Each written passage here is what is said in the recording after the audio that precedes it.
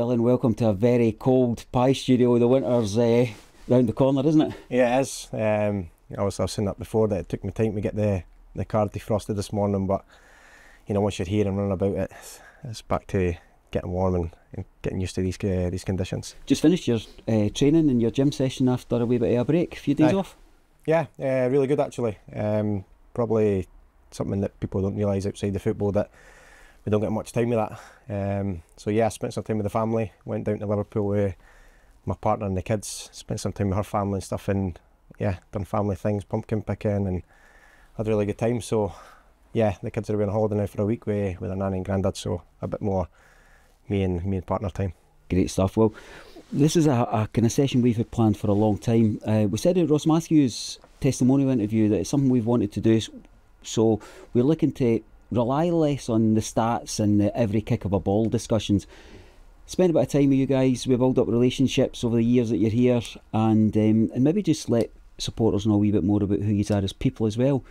And I think that your story is a really interesting one, because there's not actually a lot of it out in the kind of public forum. Yep. Quite a private character. Yeah, just try and keep myself. But yeah, just quite, people will see I'm quite a loud person, quite a confident person, but inside it's something that I try and, when I go home, try and be a bit more father figure. But when I come to football, it's, you know, I'm a character and I like to get on with the boys, and I'm bubbly and loud and try and let it all out.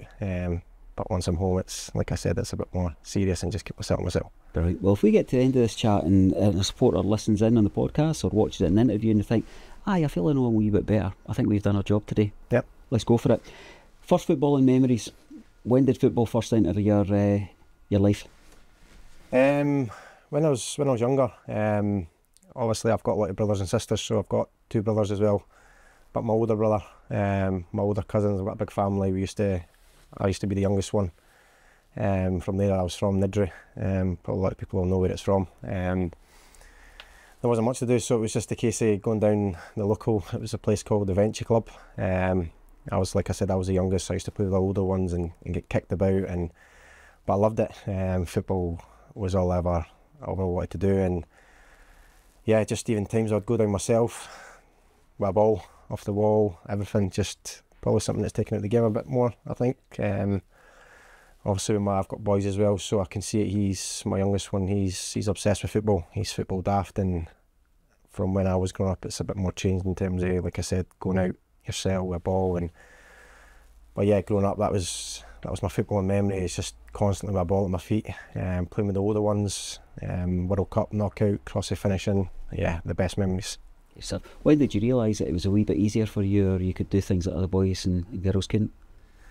Probably, like I said, there was 4 or 5 years older than me, and I felt like the World Cup or knockout, I used to win it a lot and compete with these older ones. They used to say to me that, you know, I was a pain in the bum at times. But yeah, from that young age, I just knew, and growing up watching, you know, like say Ronaldinho and stuff like that, I used to try and, you know, do things that he did on the pitch and practice it. And like I said, it was just constant football, and school football then started taking over, and boys clubs, and yeah, just football was my life at that time. Ronaldinho's never left your vision. He's always been your favourite player, isn't he? He's the best. He's the best. Obviously, since Messi came over, he's sort of my favourite at the time. But yeah, Ronaldinho, everything that he did was just a joy to watch. And I'm not saying I'm parallel to him, but the things that he likes to entertain people and entertain fans and do things that get people off their seat. And hopefully, I can try and do things like that to get people off their seat. And as you go through your career in particular, is that a reference point that you actually kind of go to and think, I need to do more than just perform as a team member, I've got to give a bit extra value? Yeah, I always, like coming through football, coaches always say to me in terms of my ability, I always believe that I'm capable of doing something on the pitch, but they always say to me that if I can do my defensive work and, you know, stuff for the team, that the quality will always come through. But I always, going into pitches, always believe that I can be terrible for 89 minutes, be frustrating, the most frustrating player ever at times, but I always believe that I've got that sort of one wee bit magic that can, you know, spark or win a goal, or, you know, create a goal or win a game. And it's something that I've always carried going into every single game, that I could be a match winner. Okay, we'll come on to that a bit more when we come to your kind of Rovers section of the chat. What about in your young years, the journey into organised football, schools, BBEs, all of that kind of stuff? Archivale was the main kind of team that's noted down, and they're kind of hugely well known throughout Scotland, if not Europe, beyond Edinburgh. How did that occur? What did you get out of it? And what was the big difference between just the ultimate freedom of doing what you want with a ball to somebody telling you what to do for the touchlines? Yeah, well, I was at Hutch obviously for a while. I started at a team called the Dyna Hibs. I'm still really close with the coach now. He still keeps in touch with me. I get him tickets now, and he comes to Locklands and watches me. He's actually got his own coaching academy at Lock End. His name's Ian Fergus. He helped me a lot growing up as a kid in terms of looking after me, because I wasn't an easy kid. Used to getting a lot of bother at school and stuff like that. I couldn't keep me on my toes, and yeah, he used to take me under his wing, and I became close with his son Declan, who we became really close. So that was sort of the starting step for me going into the boys club stuff, and then I think it came about under 13s, 14s. People started then moving on, going into Initiative, going to Hibs, and so on, and that's when I started getting picked up, and people went elsewhere, and it just all sort of separated. And then I didn't enjoy it. I didn't enjoy the sort of initiative side of it. I thought it was too complicated in terms of that there was nothing to play for. There was no leagues, no cups, nothing like that. So I took a step away from it. Went back to boys club, and then I think I went to Tynecastle for a bit, and we were doing well for a bit. But then Hutchie came in, and I spoke to the coach. He contacted me and said, "Would you like to come along to Hutchie?" And yeah, it was sort of the rest was history. I loved playing for Hutchie. It was a team that, if you're from Edinburgh, they used to compete for everything and win everything. So yeah, loved it. Loved boys club football. What was your life like around about that time? What was your years growing up? Part of a big family. Yeah. Was it a kind of family environment where you were pushed forward to achieve, or did you have to kind of fight for everything you got? Yeah, probably fight for everything. I get a lot in terms of me and my brother as well. He'd also done really well with his boxing. And from where I was from, if people don't know where it's from, but it was quite a rough area. So from where we've come from to where we are now, people always say that you've done really well to come out and do so well at the moment. But yeah, the things that I used to go through in terms of, obviously my mum and dad split up early on. My dad, he had a very, very difficult time as well, and so it was my mum bringing up the sixes ourselves, and it was a case of I wanted to try and get out of all that sort of childhood stuff in terms of getting involved with the bad people. Football was sort of my escape from all that. And like I said, from a young age, I felt that if I could dedicate myself to football, and I felt like that was my route out. And it's not been an easy journey, but I'm here now, and I'd never change anything for anything. Hugely valuable for you to share that. Yeah. I think of the kids who will be watching in, who maybe with sometimes like football players have got this linear journey of a team around them who are transporting them everywhere, driving them everywhere, always motivating, always pushing forward. But many, if not most kids, don't actually have that. Yeah. So actually the fact that you can say, look, you need to dig in for what you believe in and what you think you've got.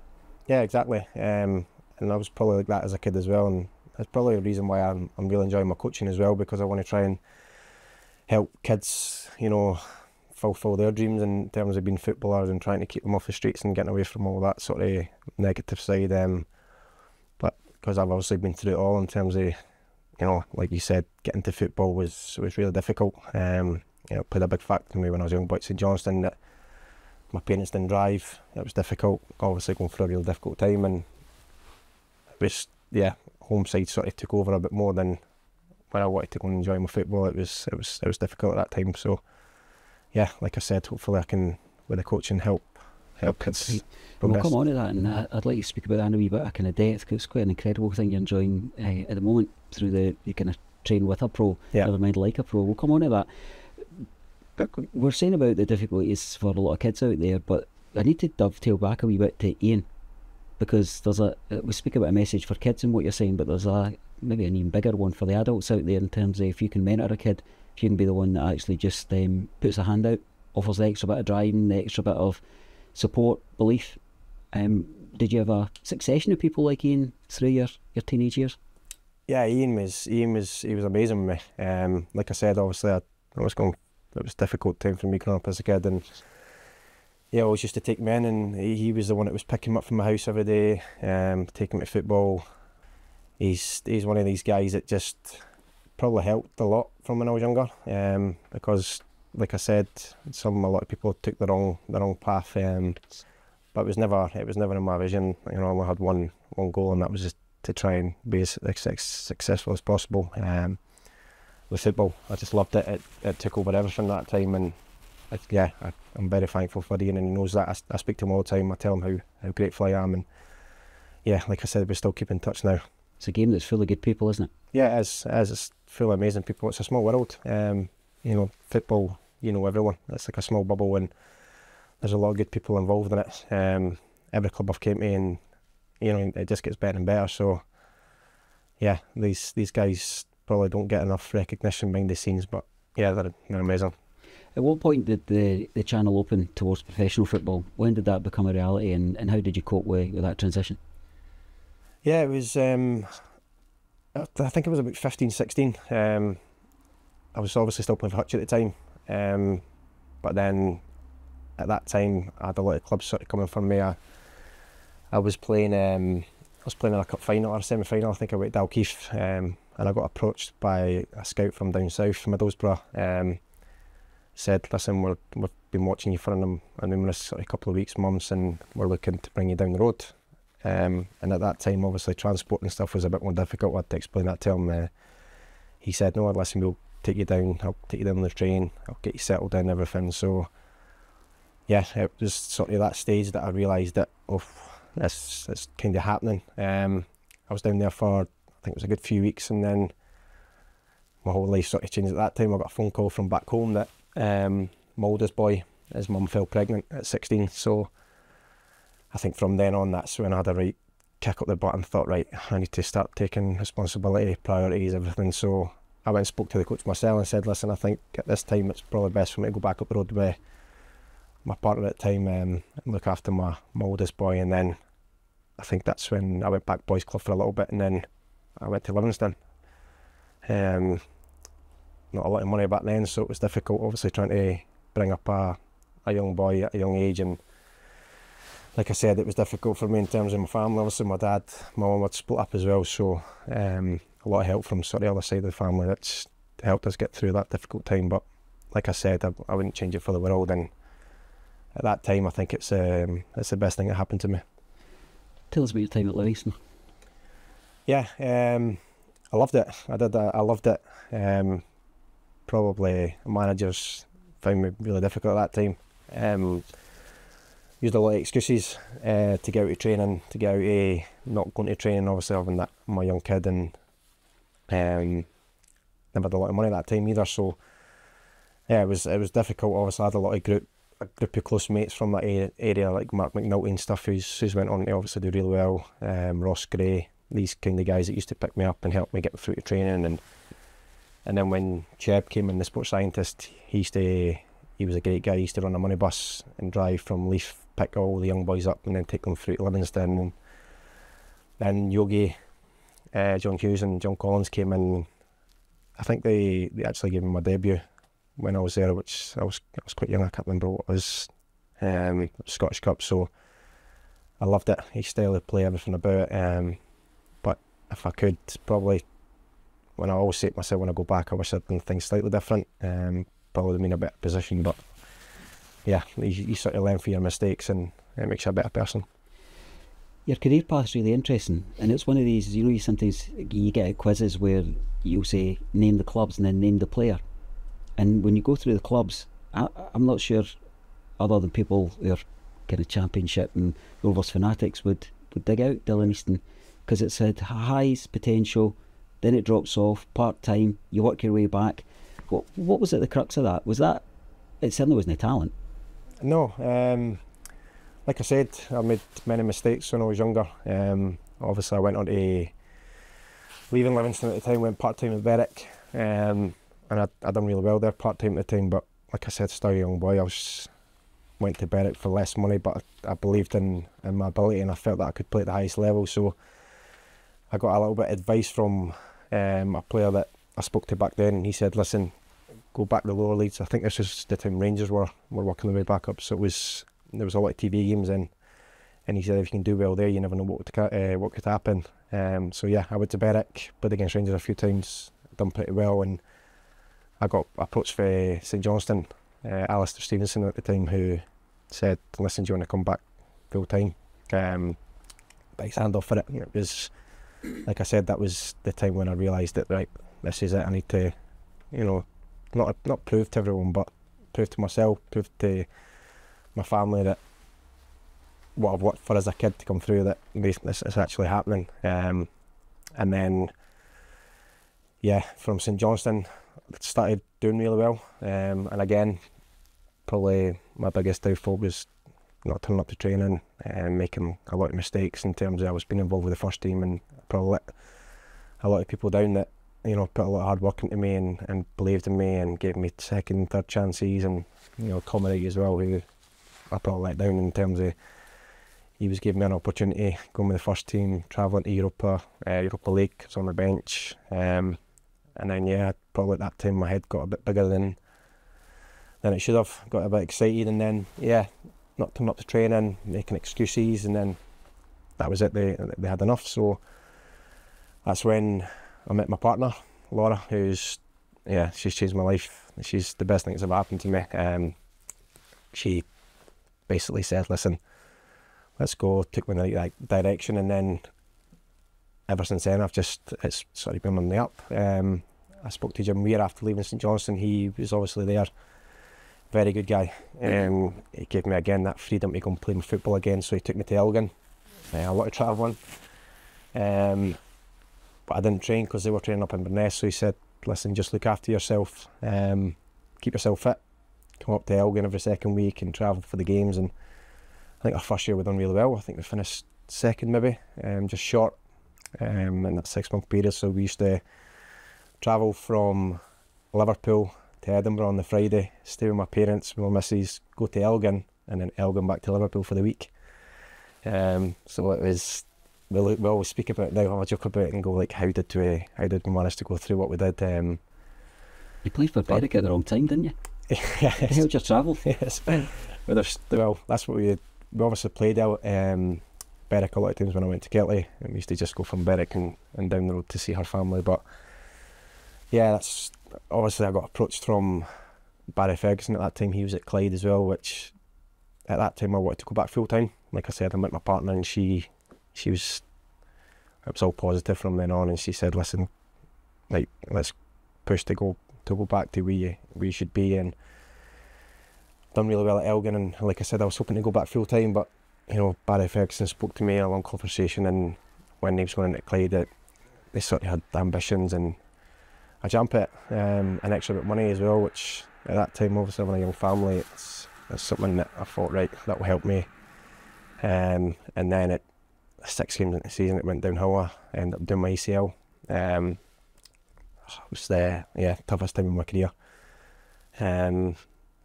I spoke to Fergie, and he said, listen, just going to take time away. Going back, to be fair, they've done a lot for me in terms of my surgery, they paid for it, and I went through private, and then I went down to Liverpool, done my rehab myself. Cold, like I said, cold mornings, cold nights, everything, just trying to get myself back playing football. And my partner getting me up every morning, sending me to the gym, and yeah, from then on it was just get it back as quick as possible to play football. So from then on, it was again looking to just go part time. There was a lot of teams that knew my ability, but with the injury, it was a case of just getting back playing games and proving to people that I could still play at that level. So I then spoke to Gary Boland, that I knew at my time at Livingston, before he moved on early on, and he said, listen, I was at Forth, he was at Forth at the time, and he said, I'll sign you at Forth for 2 years. So I bet his hand on it. Was probably Forth where you come across the kind of Bowsy Raith Rovers fans. Yeah. In terms of, we played a lot at that time, but you also played in and amongst lots of people who we either knew, who'd played here. Eddie Malone. Yeah. Would he still been there? Yeah. I think who else? Scott McBride. Yep, Scott McBride. And then of course in the latter stages, John Baird. Yeah, Baird. Yeah. There's all kind of a clutch of players, but I mean that's where I think I can vividly remember being up at a Rovers Forfar game and supporters round about saying, watch these guys. Yeah. Is that when at a point where full-time football starts becoming a reality again? Yeah. It was, like I said, once they gave me that 2 years, I thought, you know, like I said, I bit his hand off. It was, the first year was obviously difficult. It was coming back from injury, so I was in and out with the team, and wasn't doing so well at that time. So it was hard to get myself up to speed. It was an injury that I'd obviously never experienced before. It was really, really hard. So I was getting 10 minutes here, 10 minutes there, but it was never feeling right. And then that sort of, towards the latter stages of that season, that I started getting up to speed and I wanted to play and I wasn't getting involved, and I spoke to the owners at Forfar and said, listen, I need to go out on loan, I need to go out and play games because I need to get back up to speed, and they said to me, listen, we can't let you go, you're a big player and sit tight, there's news coming soon. And in that time, that's when Jim Weir got the job. Obviously I worked under at Elgin and I loved every minute of playing under him, so yeah, he took over and built a really good squad, and I think it was that season that I think we pushed. I think it was Eric ran away with it, but we finished second, I think, or third maybe. But it was very close, and yeah, I was playing a lot against Raith Rovers and playing them in the playoff at that time, which I think we got a result here maybe, and then up at Forfar we got a sending off early on, which yeah turned it, but. I think that, like you said, played off the park's how I remember it, but you'd hang on to it if you want. Yeah, well, yeah, I think the quality, they had a great team to be fair, a lot of good players, which it would have been a kind of an upset at that time, but obviously over the course of the season we believed, obviously getting good results against Raith, that was kind of our bogey team at that time, but like you said, that was the reality, that I could get back to playing full-time football, playing against these full-time boys and feel that I belong to be there. I didn't see much of a difference in terms of like ability or anything like that. It was my own mindset and get myself into these sort of full-time conditions. See before going to Kelty, Airdrie and obviously Raith Rovers, it seems a good point maybe to pick up on that, the important pivot points in your career that certain managers have had. You mentioned Jim, you mentioned Gary, who you knew through Livingston. Yeah. As you say, Scottish football in particular, it's the only game we know, but it's cyclical, and it's this bit about being a goldfish bowl. People do come round, people do keep an eye on you. I was struck, just having a wee look through, we want these interviews to be the non-preparation interviews where we actually just come and chat. Yeah. But I could recall when I went just to check my memory was right, and I remember Tommy Wright saying, you know, you had a big time mentality before you had a big time CV. Yeah. And when I read it back, it struck me as that's something you've said to me a number of times, is that you've always owned mistakes.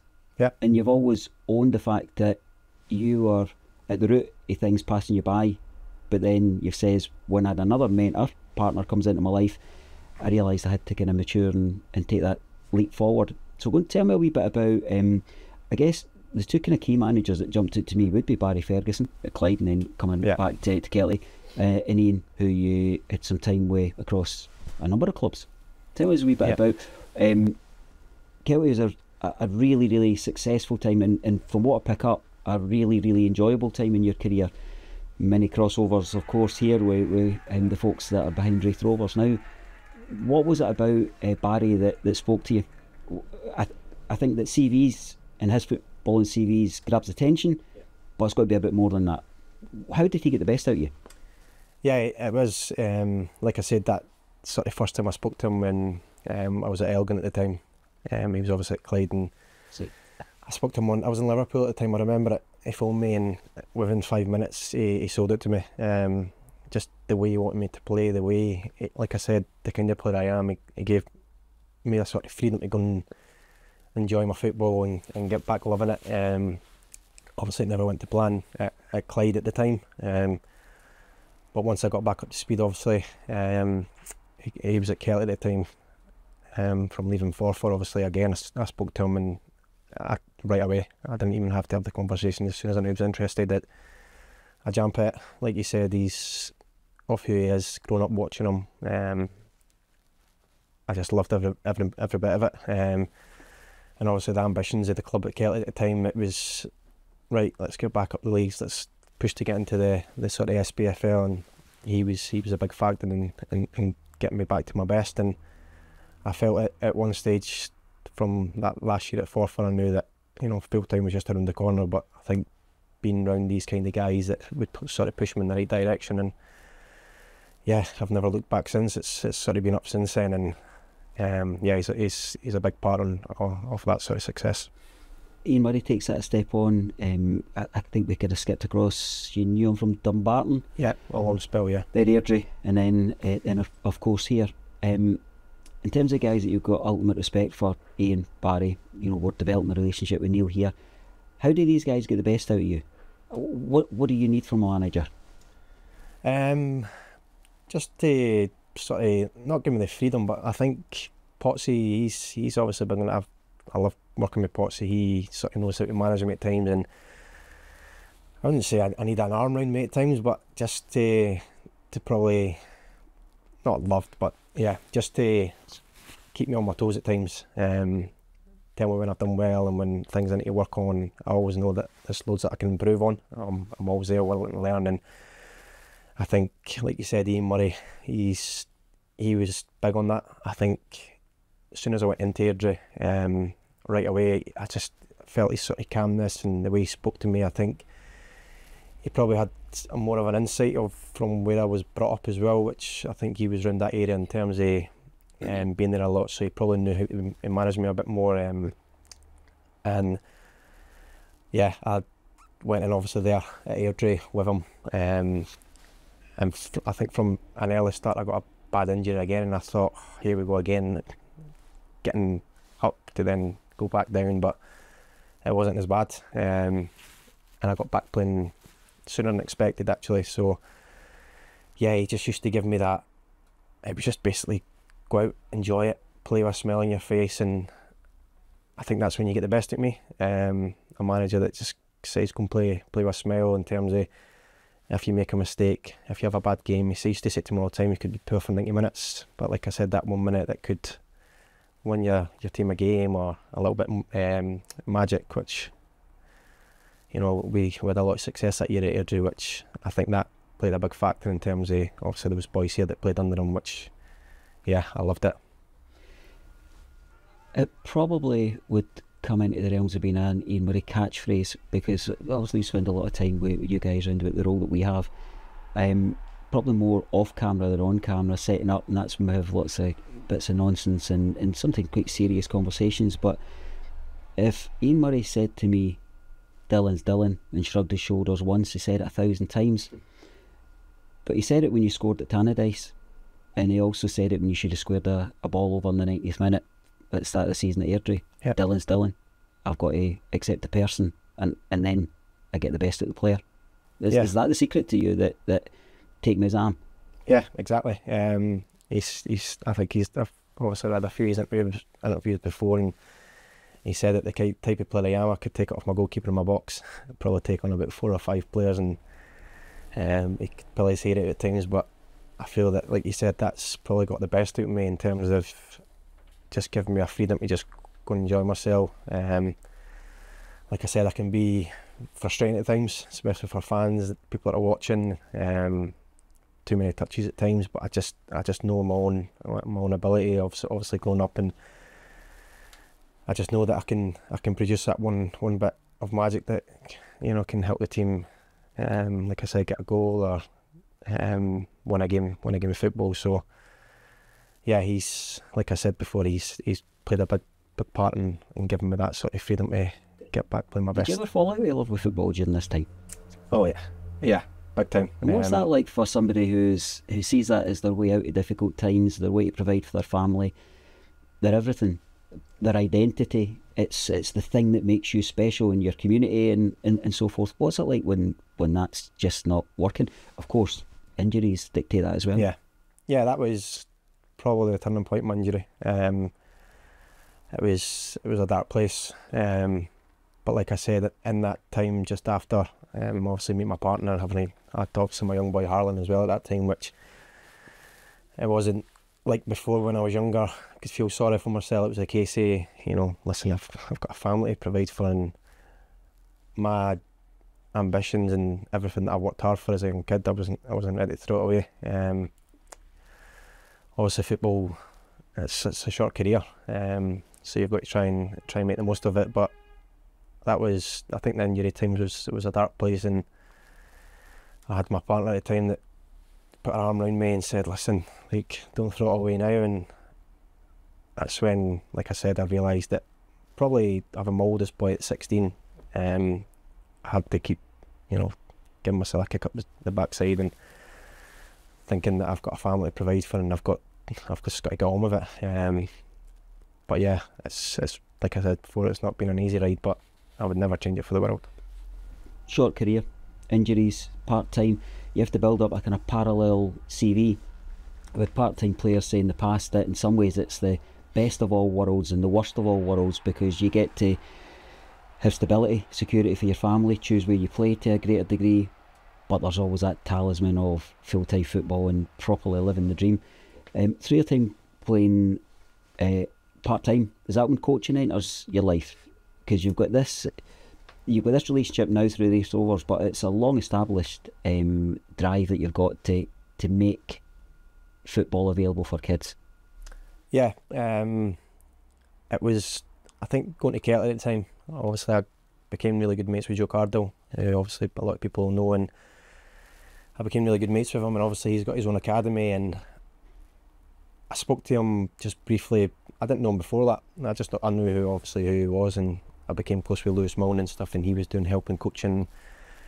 And I said to my partner, because at that time I was playing with Kelty part time, and Dean gave me a job with his conservative stuff. So I think that's when I realised that side of working wasn't coaching, for me. Conservatory, it's a tricky one, isn't it? Yeah, no. on roofs, cold days, and yeah, it just wasn't for me. I just wanted to be involved with football. So that's when I spoke to him and said, listen, is there it's an opportunity coming in and doing some coaching, and I'm forever grateful for him.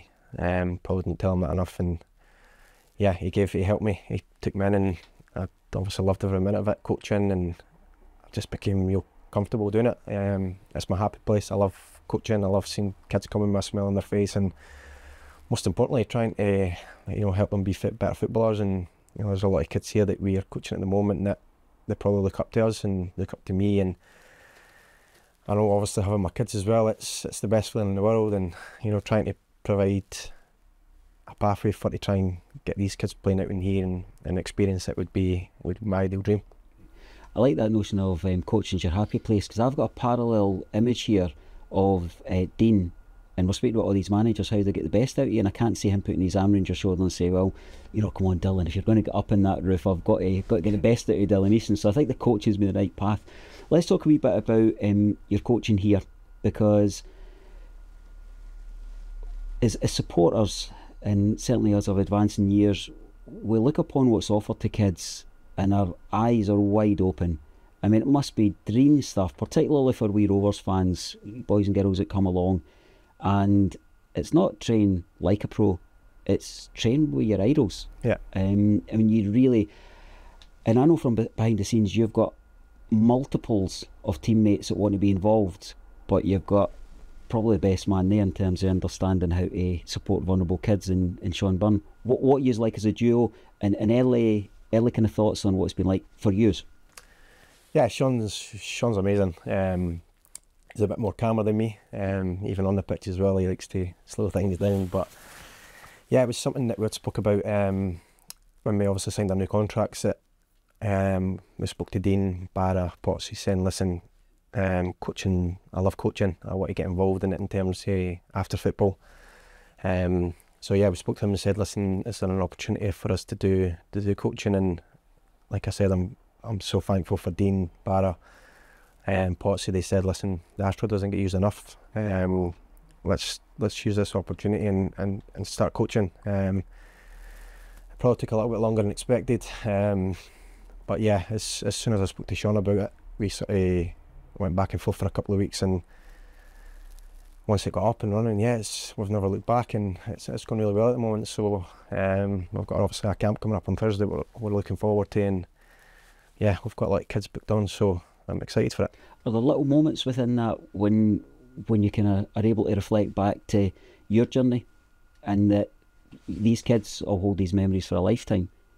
Yeah, exactly, and probably something I never had as a kid growing up, getting these opportunities to do these things. And it's like I said before, probably having kids at a young age probably helped me, and then getting involved with coaching, I know what it means. I don't want people taking that sort of wrong pathway in terms of, because there's obviously the good road and the bad road in terms of groups that you can get involved in. And yeah, as soon as the coaching thing came up, that's what I love doing, and getting them in, smiling, laughing.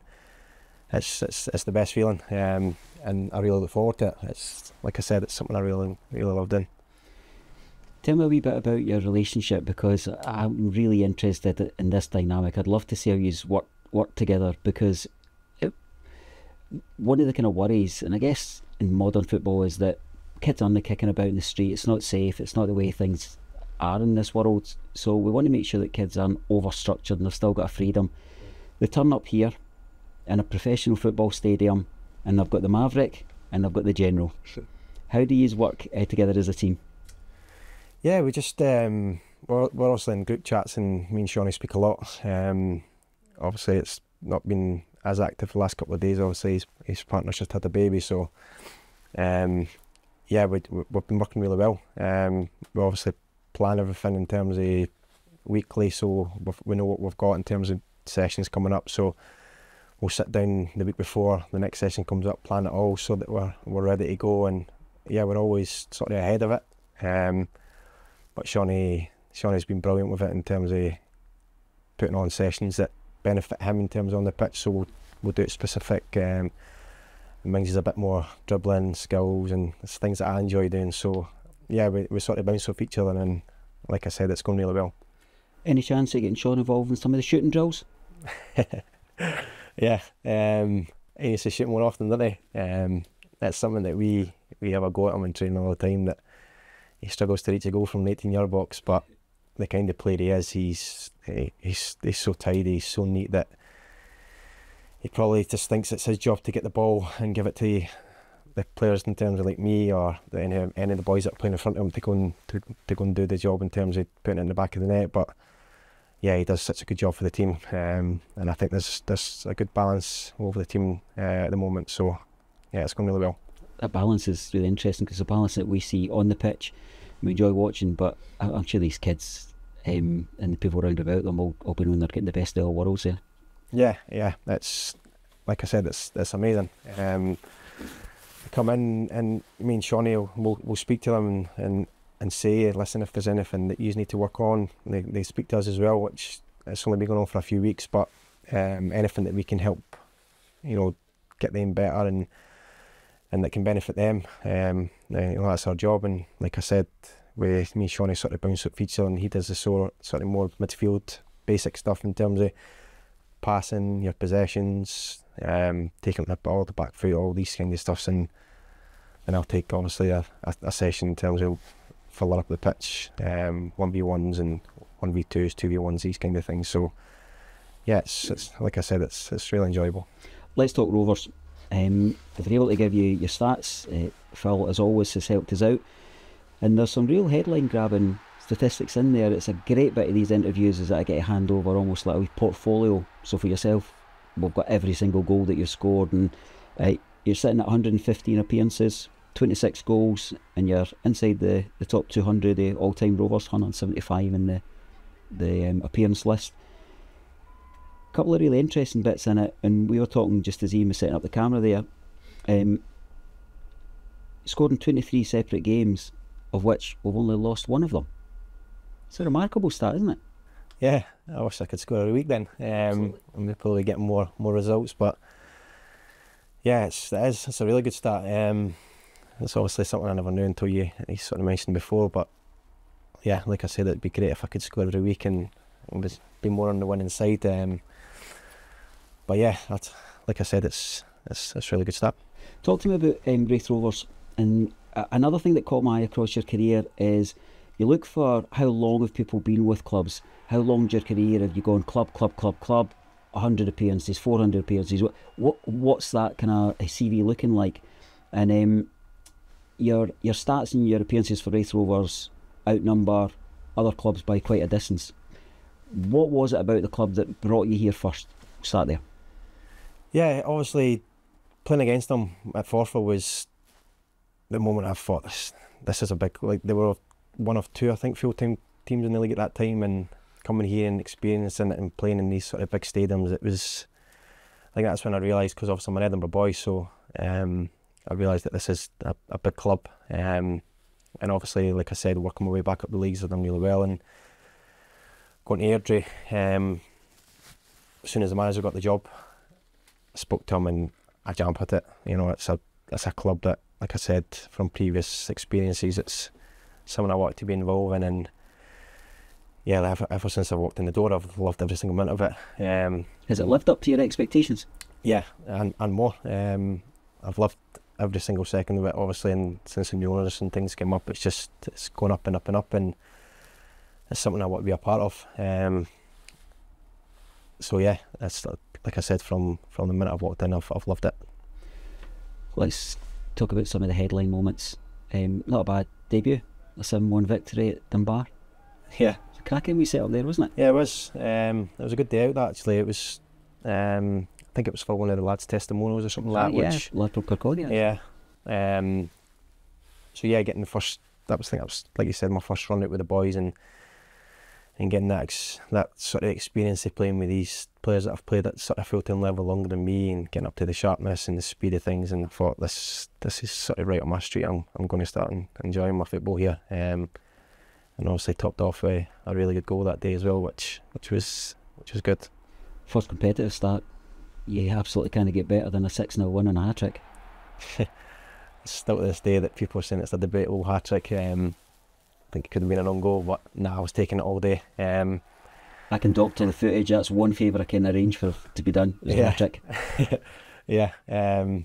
And it's something that Potsy always says to me as well. He's always on me in terms of, like I said before, he's always on my case when I'm doing well, when I need to improve. And I think it was before he was at the club, he says he was here watching it, and he says it was one of his best individual performances he's ever seen. But yeah, that's, like I said, that's when I realised, once I was in that sort of full-time environment, getting up to speed with these players, you know, these players that can find you in these tight areas. And I think that day, I really enjoyed that day, actually. That's when I started really loving my football again, and yeah, topped off a hat-trick, which was amazing. Still got the ball? I still got it in the house. The wee man's got his room sort of done up, and we've got it in a box, so I've had a few of the comments that are on it to the back, so you can't see, from players that you could imagine. So, but yeah, still got it. In some ways, back down to earth, when you have your first league game for Raith Rovers and it's a 2-0 defeat at Cove, you see both sides of the coin very, very quickly in football, don't you? Yeah, that was up at Cove, wasn't it? It was, yeah. Yeah, it was obviously a difficult day there.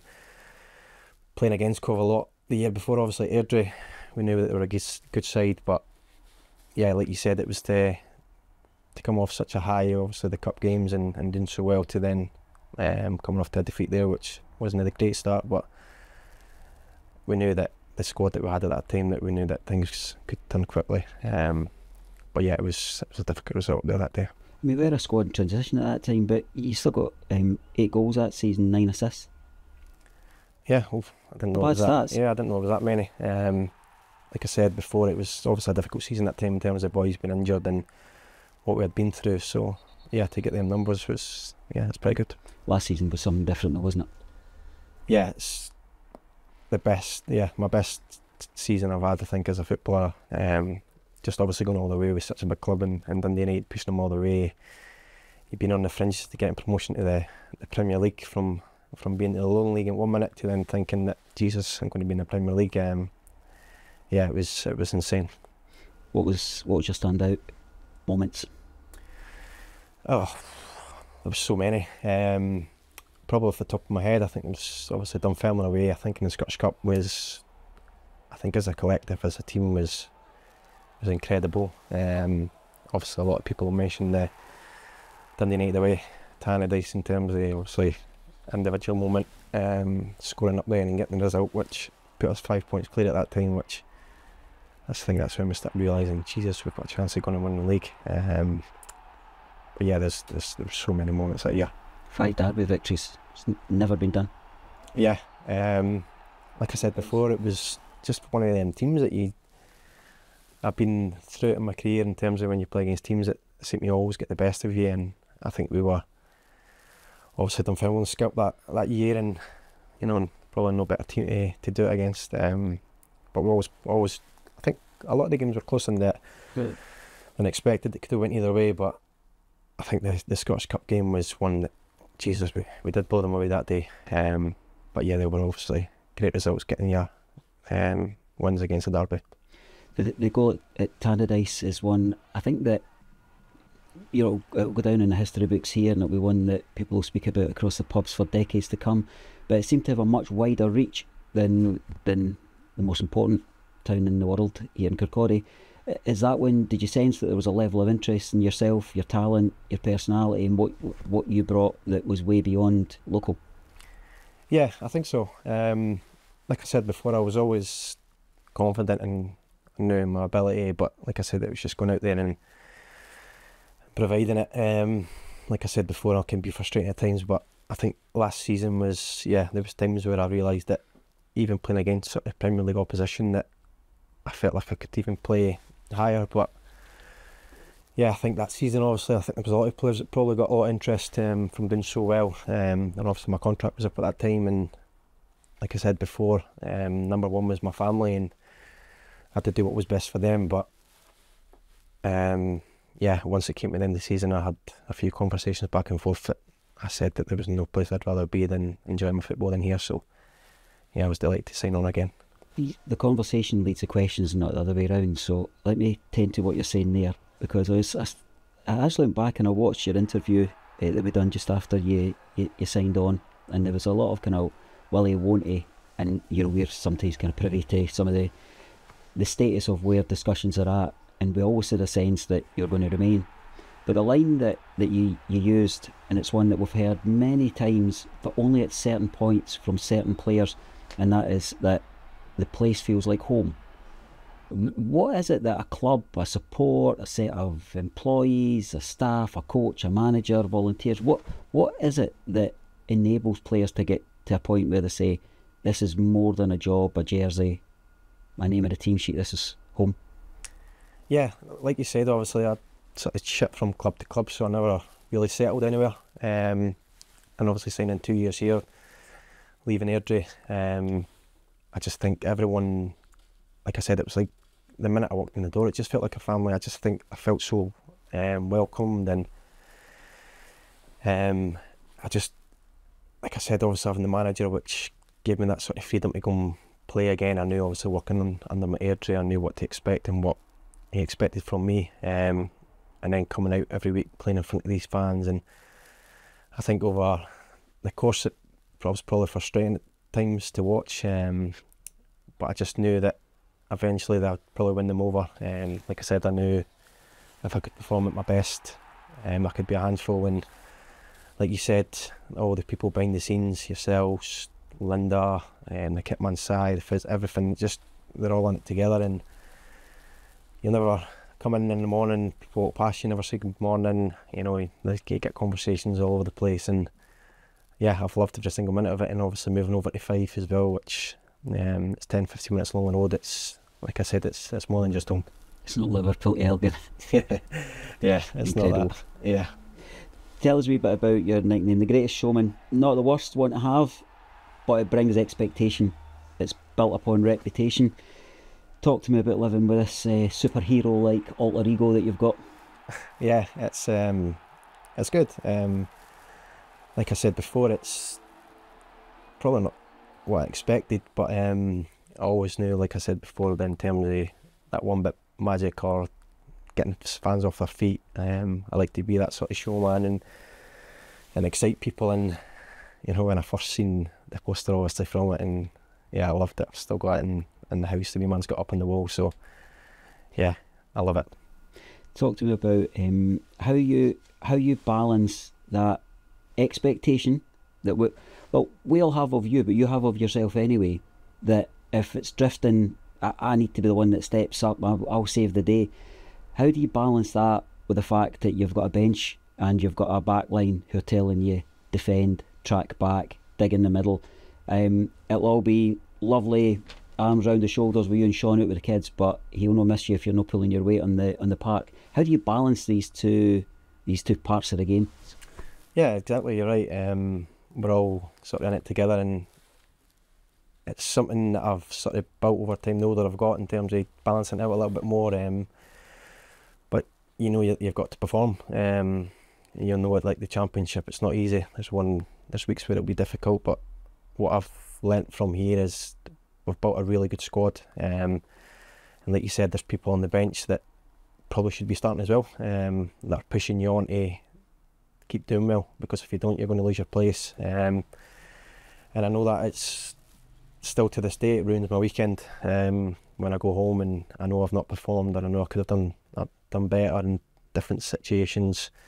But one thing I know I'll always do is I'll give 110% in terms of my work rate and do my all for the team. And like you said, we've got experience now behind us, and that pushing us all in the right direction. And you know, if you're not doing your job right, then you know, they'll let you know.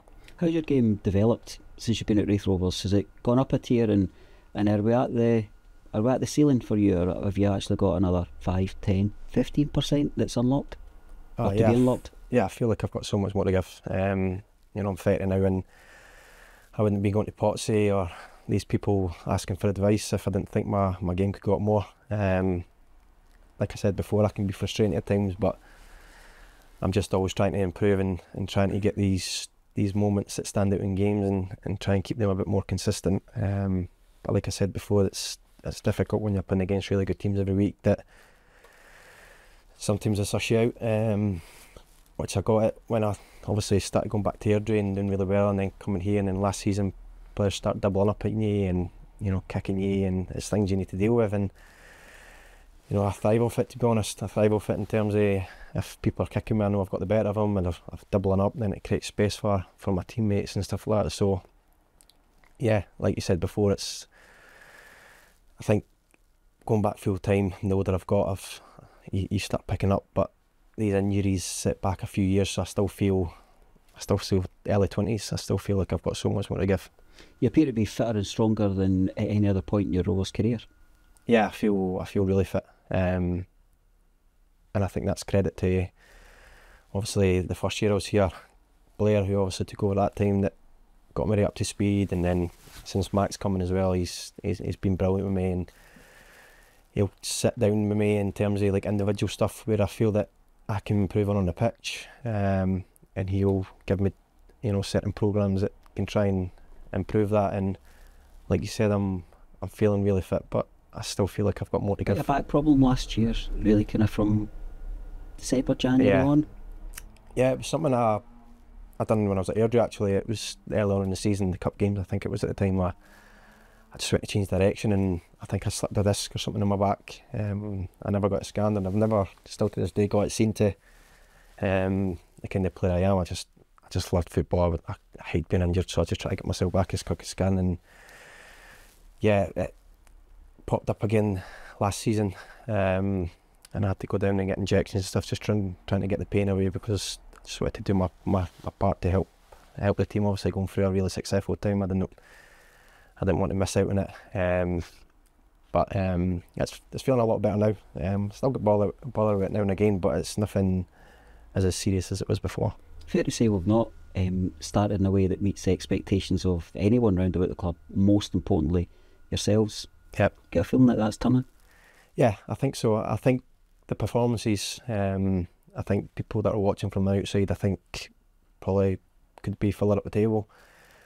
But like I said before, it's a championship, and these moments when you're sort of on top in games, you've got to sort of capitalise it and take your goals, because I think realising over the last couple of years playing in the championship, I think the first goals, it's very key, and these games are always dead tight. So I think since the managers came over, obviously it was really successful with Ian before, but the new managers came in, he's got a different philosophy, a different style of play, and I think over the last couple of weeks I feel like it's getting the best out of me. It's getting me higher up the pitch, getting me on the ball more, and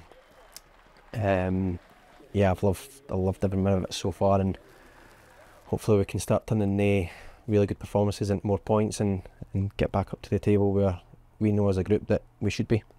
I know the targets that you set yourself before the season, at no point it seems have you dialed them down.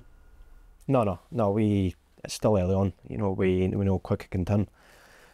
People take points off each other throughout the season, but we know together that if we go on a good run, we can be right back in the mix, and you know that's what we aim to do. We just take it game by game and try and get better every week. Obviously the last couple of weeks with Falkirk and Hamilton were the performances we want to try and keep to. Obviously disappointing at Morton, but I think for 25-30 minutes we're really good. But it's just sort of trying to maintain that for longer periods, and when you're on top, like I said before, trying to capitalise it and trying to get that goal.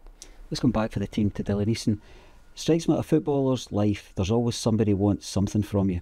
On the pitch, in training, in the gym, and we as supporters, you know, we look up to people that wear our jersey, our badge, they identify with our community. Can you grasp how much a moment of your time means to a supporter? Yeah, you probably see it. Every time we're warming up, after games, whatever, I always make time to go over and you know, see these, especially the kids that are down the front. Like I said before, I've got my young kids as well, so I know how much it means to them, and my boys, they look up to me, and I just know how much it means to them to just go over and, you know, put an arm around them and get photos and sign things, and you know, you can see it, the reaction when I do it at times is like, oh my God, Dylan Easton, and you know, it's the best feeling ever, especially my family and the crowd as well, seeing it at special moments. But you still managed to do that.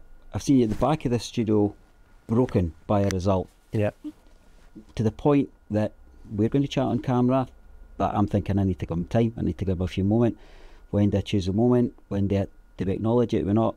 And then a kid walks past and you flick that switch. Do you think you'll always be able to do that? Yeah, I think so. I think it's something you mentioned before, getting that sort of balance with the football side. And then, you know, like I said before, it ruins my weekend, football, it really does. It takes over, but what I've realised again, the older I've got, that there's a lot more to life than football, obviously family and stuff, and I know if it was my boy going to a football match, going to see a player and ignored him and walk past him, much it would mean to him. So I would never, yeah, like you said, I've got a wee switch where I'll always be bubbly, I'll always, you know, make time for people. You strike me as somebody that maybe doesn't have a lot of regrets. You seem to kind of use what's been and gone as motivation. What would you say to that young Dylan Easton walking into the door at Livingston with his Shaggy for Scooby-Doo haircut? What would you say to him looking back? Yeah, like I said before, I wish at times I'd done things differently. I think I don't want to say, because I feel that I'm in a really good place at the moment, but I think my career probably would have, maybe I've had the chance to play at a higher level, but just these little mistakes, like you said before, it's something that I've thrived off, and I've never sort of got them in the way. I've used it as motivation to keep coming back, and like I said before, my partner's obviously played a big massive part in that. Yeah, she's helped all the way, she stuck by me side by side, and yeah, it's made me the person I am, and obviously from being in that position before to where I am now, I'd never change it. Dylan Easton seems to be pretty happy with who Dylan Easton is right now. Yeah, I'm in a really happy place. Like I said before, growing up, my childhood wasn't great. It wasn't. I think people closer to home, and a lot of people that I know through football that come up from my area as well, that know how difficult I had it. Like I said before, to be where I am now, I'm privileged, and yeah, it's everyone's dream. And like I said before, I just always play with a smile on my face now, to know how I was before to where I am now. You also seem to have that thing that's incredibly important to us, that you seem to be proud to be a Raith Rovers football player. Yeah, I'm really proud. Like I said before, to to where I was before, I'd never thought I'd even be here, doing so well. So yeah, to be here now and be successful, I'm honoured and I'm loving every minute of it. How would you want to be remembered many, many years down the road when football people raise your name, when a group of pals gather around a table before they head up to the match, when there's a former players association get together and the name Dylan Easton comes up? Just being known as a good guy. I think a lot of mates that I am with now that are retired and boys that I've known from football, even myself, when people speak about them, it's something that will stick with me, that they're really good guys. And like you said before, it's a small bubble. You meet a lot of really good people in football, and yeah, there's the carry on side of me that will stick with me forever. I'll never do that at times, but like you said, after football I just want to be known as a good guy that's try to just do well for myself and most importantly my family. We turn up at these interviews and we can plan for 2 or 3 different ways it might go. We can be very studious, we can be very earnest, we can be utterly full of nonsense. We can aside things that we're thinking about doing in this interview that I just make a decision in the moment, and one of which will bin that idea because the conversation takes us to where we need to go. Yep. But the bit that I really always like to finish with, and it's became a bit of a kind of RaithTV catch-all at the end, is to just put you in charge. Speak to Raith Rovers supporters. What do you want to say to them? Just to stick by us, which they have done ever since I've been at this club. I know obviously it's difficult, like I said before, it ruins my weekend going home and not getting results, and the squad that we've got, from an outside people look at it and we probably should be doing better. But I think what we've seen since the manager's come in and the progress that we've made in terms of how we want to play, I think the results will start to come. So if they can just keep, coming along in their numbers, which they always do, and get behind the team, I'm sure things will change. Dylan, I've enjoyed listening to you and enjoy watching you as much as I enjoy knowing you. Thanks for your time. Thanks, Davey. Thanks, mate.